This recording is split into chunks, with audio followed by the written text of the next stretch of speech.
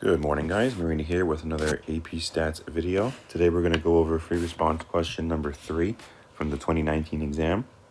We have here a two-way table.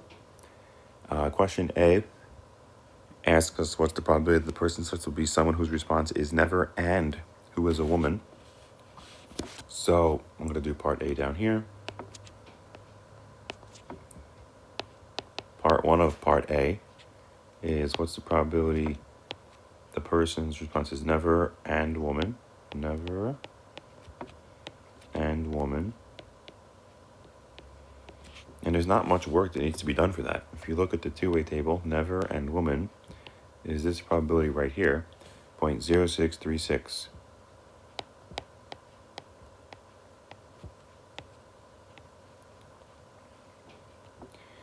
The second part of that question says what's the probability that the person selected will be someone whose response is never or who was a woman.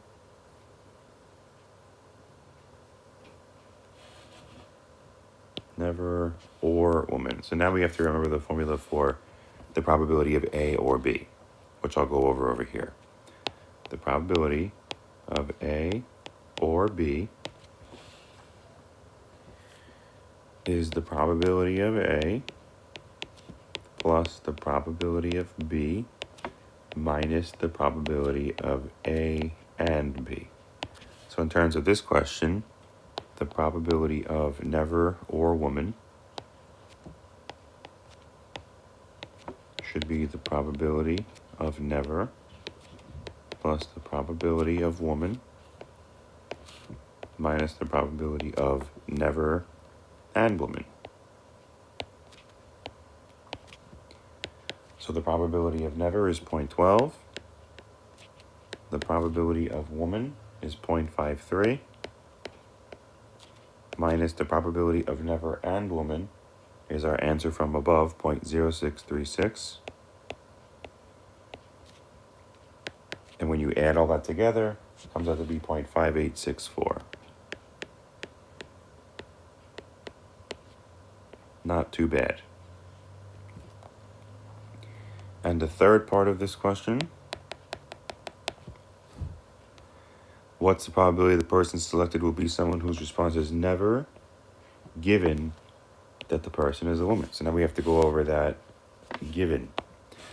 The probability of A given B is the probability of A and B over the probability of B. So for the context of this question, the probability of, never given the person is a woman. So never given woman would be the numerator, the probability of never and woman over the probability of woman. Never and woman is 0.0636 over the probability of woman, which is, go to the table. Woman, that's this probability over here, 0.53. And when you divide those two things together, you get 0.12. So all of that is part A. Part B are the events whose response is never and being a woman independent. So for part B, we have to go over how do we tell if two events are independent. There's two ways that you can do that.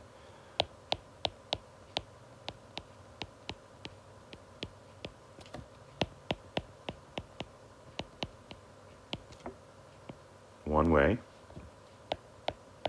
if two events A and B are independent, the probability of A given B should just be the probability of A.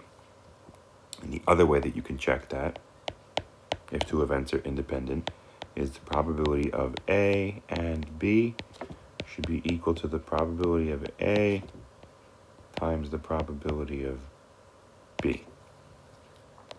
Now, I prefer to use this one, especially when I have a table like this. So we're looking to see, are the events never and being a woman independent? So to check that with the first method, if never and being a woman are independent, that means the probability of never given woman should be equal to the probability of never. Never given woman is actually what we calculated in the third part of part A. Never given woman, that was 0.12.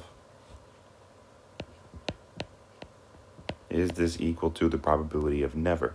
The probability of never is this first column over here, and the total of that is 0.12. So both of these probabilities are equal, so we can go ahead and say that yes, they are independent, and that's showing work.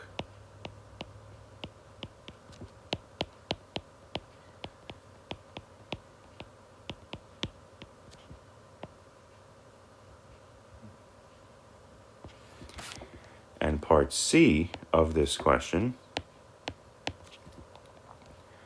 assume that in a large population, the probability that a person will always take medicine as prescribed is 0.54.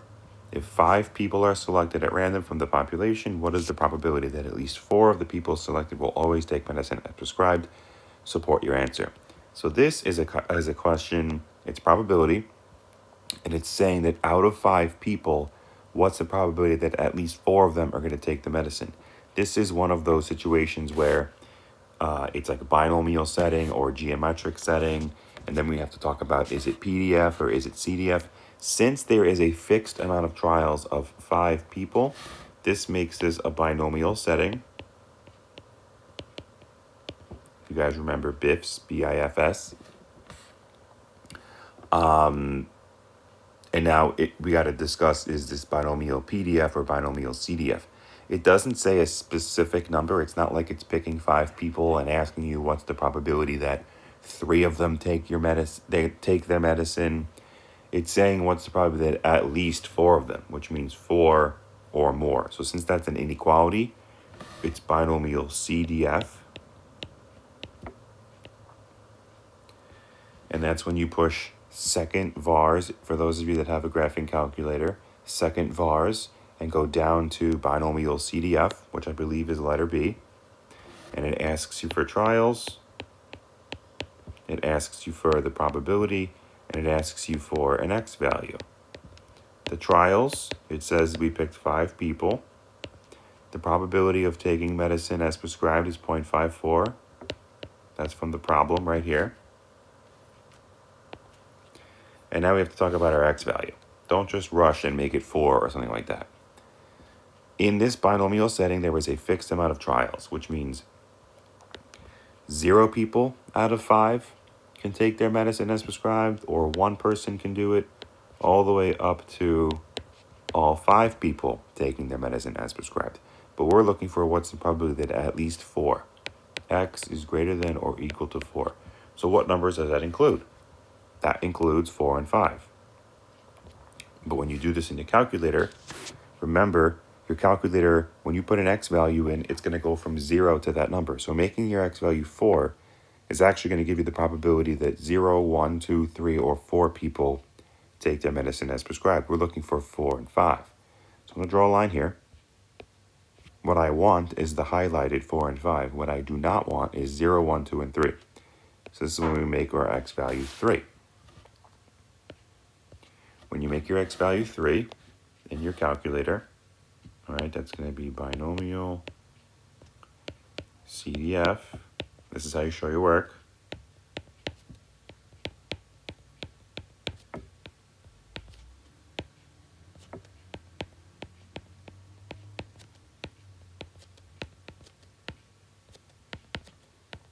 This comes out to be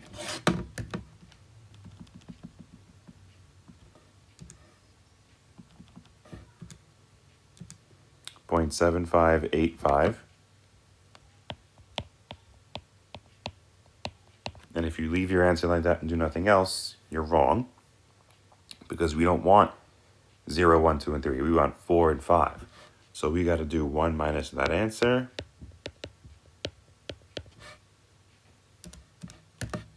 Which gives us 0.24148, or I'm just going to round, 0.241.